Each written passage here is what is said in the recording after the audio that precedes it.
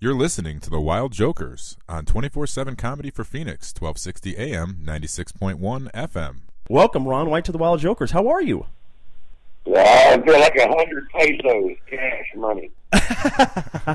Well, we are so $9, folks. Now, we are thrilled you're coming out to the Valley of the Sun once again. I mean, you have a lot of history here with, of course, Blue Collar Comedy 1. Actually, the origin of it was at the Dodge Theater out here. Now it's Comerica Theater, but it was here at the Dodge. But we're thrilled to have you back here at Wild Horse Pass. Well, thanks, man. I love it there. I'm going to bring my golf clubs and stay a couple extra days. I got a cousin that lives in Phoenix. He's one of my favorite people in the world. And you can squeeze in a little golf, tell some jokes. Phoenix is always a great hang.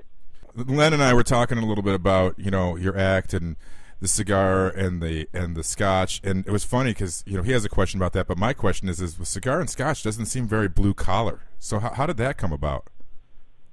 Well, I had to quit smoking cigarettes, and it used to be when I first started stand up, I couldn't figure out what to do with my hands. So I would go up there with a beer and a cigarette, and I seemed to be fine. And that just slowly evolved. I couldn't smoke cigarettes anymore, and so I just started smoking cigars. And with the $80 a month I'm saving not smoking cigarettes, I'm smoking $700 worth of cigars. I'm not really sure what I'm going to do with all the money. Well, I must ask you this because I've been curious. I'm like a Dutch master guy here. I'm on the low brow of cigar smokers, but I'm curious. What is your favorite type of cigar, and what is your favorite quality scotch? Well, my favorite cigar is probably a Monte Cristo No. 4 Cuban, but I also like the Opus X Petit Lancero, and then Dominican cigars that you can buy in the States. Would be Opus and Davidoff is made in the Dominican Republic. Arturo Fuente is made there, and they're all good. Cigars aren't like cigarettes in that you don't really lock into one brand like you do cigarettes. There's just so many great cigars. That's so funny because I was telling Len, I like you. I like the Monte Cristo of the Cuban flavor, of course. Had a few of those in Europe. And, it's funny, we've talked about the Opus, we talked about the Fuente. That's really funny that you brought all those up. So that's right on course. Yeah, I would really love the Davidoff Millennium blends, and I've smoked those for a long time. And but they're all, a great cigar is a great cigar, and a lot of people make it. So, you just try to get your preference. But the Petit Lancero Opus is $800 a box. So whoa. I smoke them when somebody gives them to me as a gift. Well, just to remind everybody, we're hanging out right now on Wild Jokers Radio with Ron White, who's going to be appearing at Wild Horse Pass this Friday. I got a quick question. How did, when Blue Collar Comedy started and all the success, I mean, it just took off. And I must admit something, your act, when I saw it in the theater, was my favorite. But how did your relationship form to get on that tour with Jeff Foxworthy and the guys? I've just always been curious about that. How did that relationship start? Well, I met Jeff the first day I ever did stand-up. He was the headliner at the Arlington Funny Bone, and I was coming in to do my first 4-minute set, and he was the headliner in the room that week, and he came out to open mic and try some new stuff. And so I came off stage, and he comes up to me and he goes, "Hey, you're really funny, but you need to put the punchline at the end of the joke." And I was like, "What?" So that's how generous Foxworthy is. He sits down with a brand new comedian and teaches him something about structure, Right. Which is, now I can't even remember how to do it wrong. It was so long ago, but I would say the funny part that I had something else left I had to say would step on the laugh. And so he literally sat there. I had 4 jokes or 5 jokes, and he sat there and reworded it. So the funny word was laugh, and which has worked great for the last 27 years. Yeah, that's for sure. Ron? Who would you? Got big enough to take somebody with him. He took me with him. So I was already with Jeff when the Blue Collar thing came around. I was opening for him on the road. And we were in a private jet. He was leasing, coming back from a gig. And he said, "We're going to do this really big tour, and if you play your cards right, you can be part of it." And I said, "Why don't I just give you my cards and let you play them?" Sounds about right.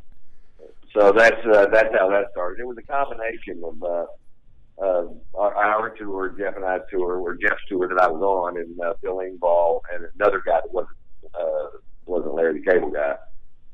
I'm missing his name right this second, which is not unusual for me. And Craig Hawkley. Yeah. Okay. And then we did, I think, 20 cities with Craig, and found out that Dan can do it. So Dan Whitney is Larry the Cable Guy, if you don't know. Right. And so, which was a great move for us. Not that Hawkley wasn't really good, he was, but Larry was a great counterbalance to me. And then Bill and Jeff are, fairly similar, and so it gave it great balance, and he's so wildly popular, it certainly helps with everything. No, and I think you hit the nail on the head. When I experienced it, and I actually own all the DVDs as well, and I've been a fan as well as just a follower of your career. But I really think actually the counterbalance of your shtick and Larry the Cable Guy were such a good balance, because from my angle, I come from the horse and kind of the redneckville a little bit, but a higher end, and so I appreciate the cigar and the scotch and the shtick that you had in Blue Collar. But let me follow up with that, from that experience to going to television. What was some of your high points in your television career? Because you do have quite a little bio here that I'm going through, and it's from Dave Attell's Gong Show to just different movies you've been in. You've been in a Rascal Flatts video. You've been all over the board. What are your high points, would you say, in television? Well, in television, I don't think I have a high point, and it certainly wasn't the Gong Show. Wouldn't let me smoke my cigar at the Gong Show. Oh. Now, that's okay, and they're really pretty crappy about it, but that's okay. And one of the acts was a guy that rode a unicycle while juggling burning chainsaws. Oh, now, that's fine. Yeah, you're good, Ron. We think that cigar is going to get away from you and burn this place down. So right. So anyway, that just I did that because I love Dave Attell. He's your friend, and I'm like, okay, Dave. And but in movies, the Jane Mansfield's car is the only one I really am proud of. I was a little bit, some little bitty parts. The people at New Line Cinema who made Horrible Bosses, and I just turned down Horrible Bosses too because I won't cancel a show to do it, and they knew way before they asked me that they wanted me to do it, but they waited until I had a date already on sale, and then I will not cancel a date unless it's a dire emergency. I will not do that to my fans, because that's how I make my living. They don't pay me anything to do movies. And but Jane Mansfield's Car is a great project and a great movie, and Billy Bob Thornton wrote the part for me, and so it was great because Robert Duvall's in the movie, Kevin Bacon, Robert Patrick, John Hurt, an all-star cast. Billy Bob told Robert Duvall asked Billy Bob, who's going to play the part of Neil Barron. Have you seen this movie? Not yet. Not yet. No. Yeah. We got to. Anyway, he said who's going to play the part of Neil Barron, and Billy Bob said Ron White's going to play it. And he goes, do you know Ron White? He goes, no, but I bet if we ask him to, he'll do it. Yeah, that sounds excellent. So that's how it all came about, and it's a wonderful film, and I got mixed reviews. Some people slammed it, some people praised it, and but it's really worth watching. Yeah, we have a homework assignment, Brad. We got to do this. Yeah, we're going to have to check it out. That's going to be on the agenda for this weekend for sure. Once again, you're listening to Wild Jokers Radio. We're hanging out live with Mr. Ron White, who's going to be appearing Friday at Wild Horse Pass here in beautiful Chandler, Arizona. We definitely have to thank you for your time and everything. Brad, what else? I just had one quick question. We kind of skipped over this in the beginning, Ron. I know everybody asked you this, but for the sake of our listeners, who would you say is your most influential person in comedy that really helped you get started, or maybe was the one that tipped you off to maybe I should do this? Well, Foxworthy was the early help, but the big influence was Bill Hicks. Even though you really won't see a lot of, well, maybe you will, I don't know, similarities, but he was the most important comedian of our generation, and I think if you ask any comic of my generation, they would tell you the same thing, that it was that Bill Hicks was so much better than everybody else. He was really the only comedian to me that mattered at the time that he was alive. He was so much better.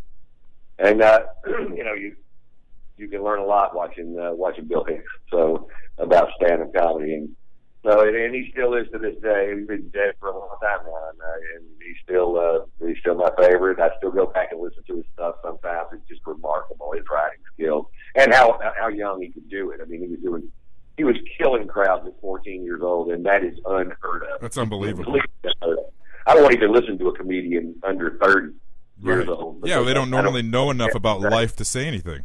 So right, yeah. But Bill is just a pure genius and a troubled soul, and but just his comedy is delicious. That's a great way to put it.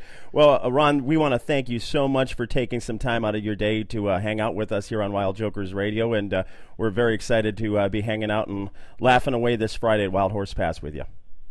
Well, come back and have a drink with me. I would love that. We'll would love that. Absolutely. Count on it. You're speaking my language. We'll make it happen. All right, you have a great one. Thanks a lot for having me on your show this morning, guys. Hey, thanks again. Ron. Bye-bye now.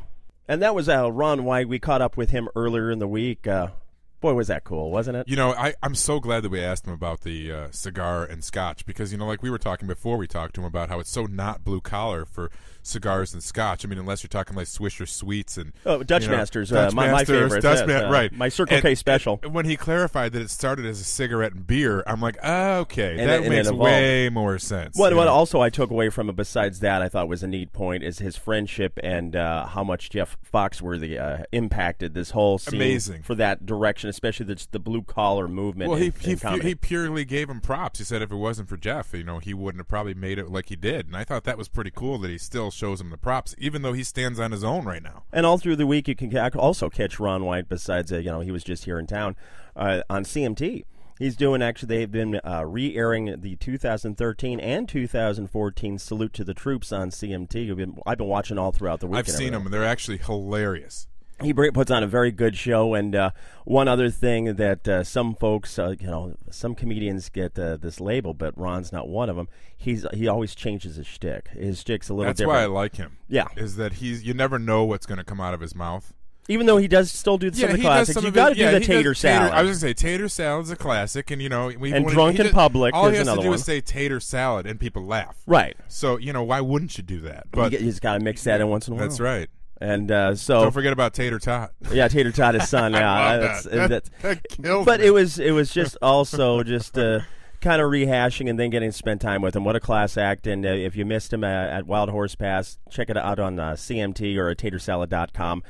You can see where he's going next. Order some of his merchandise. As I said, all his fan swag, as I like to call it. It's a lot of good stuff. And you can catch, if you missed any part of the interview or just turned it on in the middle, check out our website at thewildjokers.com. As soon as you go on our website, it starts blasting that interview right in your face. So check it out. We're going to actually take our second break here on the Wild Jokers, but on the other side, we got to beat the street with Brad. We're going to be catching up with Tony from ComedySchools.com, of course, who's kind of our Yoda when it comes to comedy. Yoda.